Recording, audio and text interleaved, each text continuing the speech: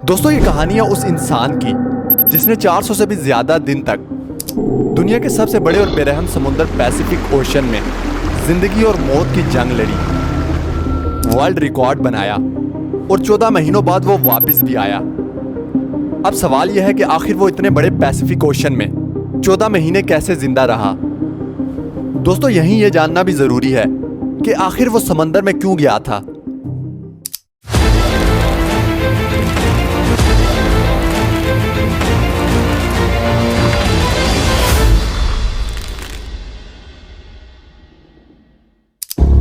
दोस्तों, पूरी दुनिया में 71% पानी है जो डिवाइडेड है 4 ओशंस में, जिनके नाम है अटलांटिक, पैसिफिक, इंडियन और आर्कटिक।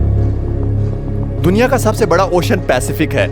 इसका total area 165 million square kilometre है, जबकि दुनिया में मौजूद टोटल लैंड का एरिया 148 मिलियन स्क्वायर किलोमीटर है। यानी ये ओशन अकेला ही हमारी पूरी जमीन के खुश्क हिस्से को निगल सकता है। इस ओशन पर कुछ ही आइलैंड हैं जो बहुत ही छोटे हैं और कुछ तो ऐसे आइलैंड हैं जहां आज तक कोई इंसान भी जा नहीं सका। अब अगर कोई इंसान गलती से भी पैसिफिक ओशन में गुम हो जाए तो उसको ढूंढना तकरीबन नामुमकिन है। पैसिफिक ओशन में 14 महीनों तक जिंदा रहने वाले इस इंसान का नाम जोस सल्वाडोर अल्वारेंगा था। इस इंसान के पास एक 7 फुट की बोट थी जिस पर सही से लेटा भी नहीं जा सकता था, और ये इंसान 14 महीनों से ज्यादा इस बोट पर अकेला जिंदा रहा, समंदर की बेरहमी का भी मुकाबला किया और वर्ल्ड रिकॉर्ड भी बनाया जो आज तक कोई इंसान भी नहीं तोड़ सका। इस रिकॉर्ड को कोई इंसान चाहते हुए भी तोड़ नहीं सकता। जोस अपनी किस्मत के हाथों मजबूर इतनी बड़ी मुश्किल में फंस गया था। दोस्तों, ये बात है 2012 की। जोस 36 साल एक कामयाब मछेरा था जो मैक्सिको के एक गांव कोस्टा एजोल में रहता था। 17 नवंबर 2012 जोस और इसका साथी मिलकर फिशिंग करने के लिए निकलते हैं, मामूल की तरह अपनी 7 फुट की इस छोटी सी बोट पर। इस बोट पर वो ज्यादा दूर जाकर मछलियां नहीं पकड़ सकते थे क्योंकि बोट बहुत छोटी थी, जिस पर एक इंजन और एक फ्रिज था, इसलिए वो कुछ ही मछलियां पकड़ सकते थे। दोनों ने 30 घंटे में वापस आने का फैसला किया। दोनों मैक्सिको के साहिल से 120 किलोमीटर दूर समंदर में जाते हैं और अपना जाल समंदर में फेंकते हैं। अचानक ही एक खतरनाक समुद्री तूफान इनको घेर लेता है। अपनी जान बचाने के लिए वो जाल को वहीं छोड़कर साहिल की तरफ वापस भागते हैं। वो अपनी बोट को लगातार 6 घंटे तक फुल स्पीड से भगाते हैं। वो साहिल से अब सिर्फ 20 किलोमीटर दूर थे कि अचानक उनकी बोट का इंजन खराब हो जाता है। अब इनको साहिल भी दिखाई दे रहा था और इनका गांव भी। इनके पास इंजन ठीक करने के लिए कोई औजार मौजूद नहीं था। इनके पास एक रेडियो था जिससे इन्होंने अपनी लोकेशन अपने बॉस को भेजी और वो बॉस के जवाब का वेट करने लगे। लेकिन अचानक उनके रेडियो की बैटरी भी डेड हो गई। अब दोनों मछेरों का बाहर की दुनिया से कांटेक्ट बिल्कुल खत्म हो चुका था। जॉस और इसका साथी इसी शौक में थे कि अचानक तेज हवाओं ने इनको समंदर की तरफ धकेलना शुरू कर दिया। जो साहिल इनको नजर आ रहा था, अब वो दोबारा इनसे दूर होना शुरू हो गया। उनके बॉस ने एक सर्च पार्टी बनाई और उन दोनों को पैसिफिक ओशन में ढूंढना शुरू कर दिया। लेकिन अब बहुत देर हो गई थी क्योंकि जैसे जैसे दिन गुजरते जा रहे थे, जॉस और इसका साथी समुद्र में घिरे जा रहे थे। इस वाक़े को 5 दिन गुजर गए थे। हवाओं ने जॉस की बोट को साहिल से लगभग 450 किलोमीटर दूर धकेल दिया था। वो दोनों समुद्र के ऐसे हिस्से में पहुंच गए थे जहां हर डायरेक्शन में सिर्फ पानी ही पानी नजर आ रहा था। उनको मालूम था कि उनकी बोट इतनी छोटी है कि उसको दूर से स्पॉट भी नहीं किया जा सकता। ना ही उनके पास फ्लेयर गन थी और ना ही वो आग लगाकर धुएं से कोई सिग्नल दे सकते थे। यानी अब दोनों को अच्छी तरह इल्म हो चुका था कि अब बचने का चांस 1% से भी कम है। जो खाना पीना वो साथ लाए थे वो सब खत्म हो चुका था, इसलिए पेट भरने के लिए इन्होंने अपने हाथों से उन परिंदों को पकड़ना शुरू कर दिया जो उनकी बोट पर आकर बैठते थे, या फिर बोट के आसपास मौजूद मछलियों को पकड़कर कच्चा खाने लगे। समंदर का खारा पानी पीने से इंसान की मौत हो सकती है, इसीलिए इन्होंने बारिश के पानी को समंदर में तैरने वाली प्लास्टिक बोतल्स में भरकर पीना शुरू कर दिया।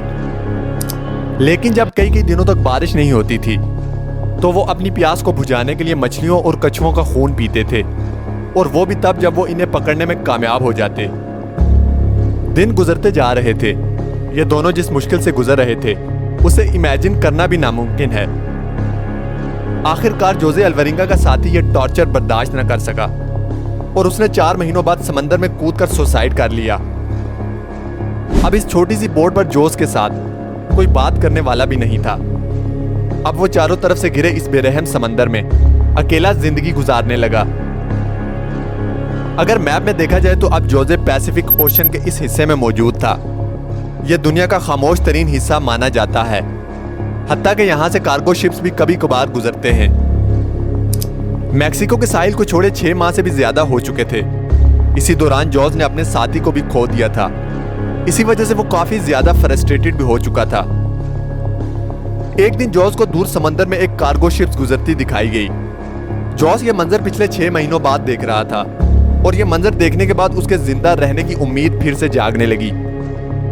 जॉर्ज ने कार्गो शिप की तरफ हर तरह से इशारे किए, लेकिन बदकिस्मती से शिप के क्रू को यह छोटी सी शिप नजर न आई और देखते ही देखते उसके जिंदा रहने की उम्मीदों पर एक बार फिर से पानी फिर गया। दोस्तों, इमेजिन करेंगे समंदर के बीचों बीच एक एक दिन मौत के साथ लड़ने के बाद जब आखिरकार जान बचाने का आसरा मिले और वो भी इग्नोर करके चला जाए तो कैसा लगेगा। लगभग 11 महीनों में जोस अपनी इस बोट पर 8000 किलोमीटर तक ट्रैवल कर चुका था। जोस के कपड़े भी फाड़ चुके थे और इसे सनलाइट से बचाने के लिए एक अंडरवेस्ट ही बचा था। आखिरकार वो घड़ी आ गई जब किस्मत जोस पर मेहरबान हो गई। 30 जनवरी 2014 यानी पूरे 14 महीनों बाद जोस ने अपने आसपास पानी में नारियल तैरते देखे। वो समझ गया था कि कोई आइलैंड करीब आ गया है जहां दरख्तों पर लगे नारियल दरख्तों से टूटकर पानी में आ रहे हैं। आखिरकार उसे एक आइलैंड नजर आ गया। उसे डर था कि कहीं यह आइलैंड भी उससे छूट ना जाए, इसीलिए वो पानी में कूद गया और तैरकर उस आइलैंड पर पहुंच गया। पिछले 14 महीनों में जॉस ने पहली मर्तबा किसी जमीन पर कदम रखा था। जब वो आइलैंड पर पहुंचा तो उसे एक छोटा सा बीच हाउस दिखाई दिया जिसमें वहां के लोकल मौजूद थे। पिछले 10 महीनों बाद जॉस ने किसी इंसान का सामना किया था।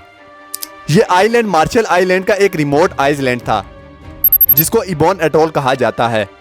यह आइलैंड जॉस के स्टार्टिंग पॉइंट से लगभग 11,000 किलोमीटर दूर था।